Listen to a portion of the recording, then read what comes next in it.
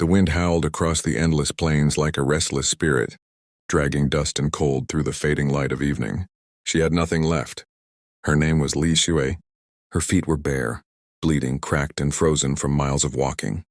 Every step burned like fire, yet she forced herself forward.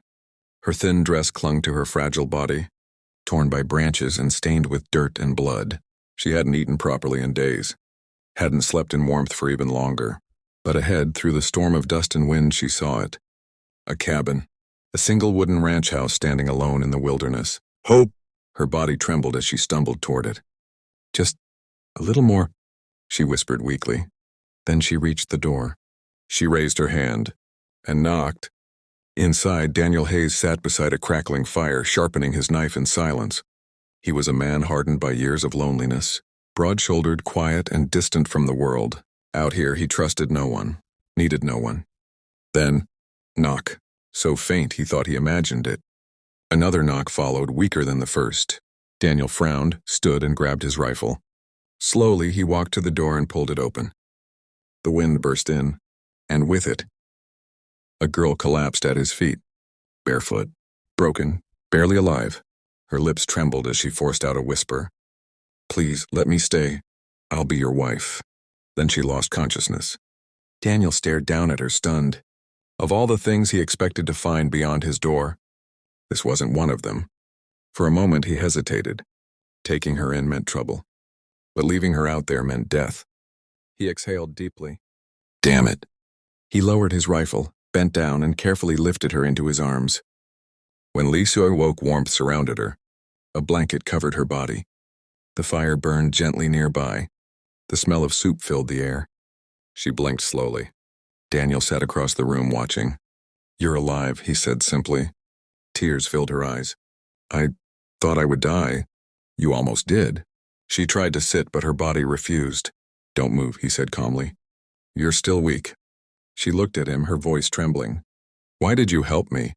Daniel paused for a moment, then said quietly, "Because I'm not the kind of man who watches someone die." Days passed. Li Xue slowly regained her strength. Daniel gave her food, clothes, and shelter, but little conversation.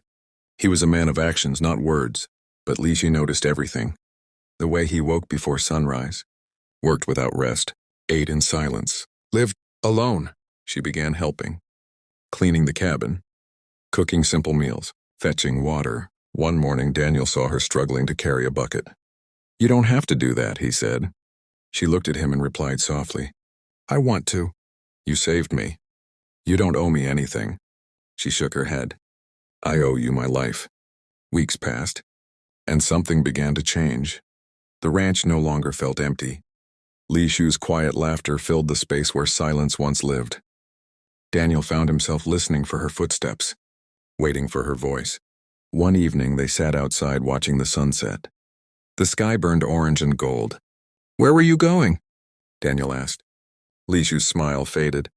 "Away from people who sold me." Daniel's expression hardened. "My uncle, he said I was a burden. So he sold me to men who—" Her voice broke. "I ran before they could take everything from me." Silence followed. Then Daniel spoke firmly. "You're not a burden." She looked at him, surprised. "You're stronger than anyone I've seen walk through that door." Her eyes filled with tears. No one had ever said that to her before. Time moved on. Li Xue became part of the ranch, not as a guest, but as someone who belonged. Then one day, the past came back. A group of riders appeared in the distance. Li Xue saw them first. Her face turned pale. "They found me." Daniel stepped outside, calm but alert. "Stay inside." "No, they'll—" "Stay," he said firmly. The men arrived. Rough, dangerous. Their leader smirked. "We're here for the girl." Daniel leaned against the fence. "No girl here." "Don't lie. She belongs to us." Daniel's eyes turned cold. "No one belongs to anyone." Guns were drawn. The air froze. Then, gunfire. The fight was short, but brutal. When it ended, the men were gone, and Daniel stood there wounded but alive. Li Xue ran to him, her heart pounding. "You're hurt." "It's nothing," he muttered, though blood soaked his shirt. She held him tightly, shaking. "You could have died." Daniel looked at her. "But I didn't." That night, she cleaned his wounds carefully. Her hands trembled. "Why?" she whispered. "Why risk everything for me?" Daniel looked into her eyes, and for the first time he spoke honestly. "Because this stopped being just my ranch." He paused. "And became our home." Tears rolled down her cheeks. Seasons changed. Winter passed. Spring came. The land softened, and so did their hearts. Months later, under a sky filled with stars, Li Xue stood beside Daniel outside the cabin. The same place where she once collapsed, dying. Now she stood strong, alive, free. She looked at him. "I meant what I said that night." Daniel frowned slightly. "What night?" She smiled gently. "When I begged you, I said I'd be your wife." He looked at her deeply. "That was desperation." She shook her head. "No, this is not." Silence. The wind blew softly. "You're sure?" he asked. She stepped closer. "For the first time in my life, I choose this." Daniel's hardened expression softened. Slowly he reached for her hand. A few weeks later, in front of a small wooden cabin, with no guests but the open sky and whispering wind, they got married. No grand ceremony. No witnesses. Just truth. Just love. Years passed. The ranch grew. So did their life. Laughter filled the air more often now. Not just hers, but his too.